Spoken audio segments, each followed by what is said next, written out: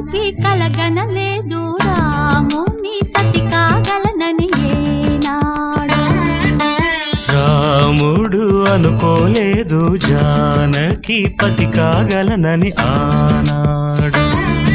ఆనాడు ఎవరు అనుకోనిది ఈనాడు మనకు నిజమైనది.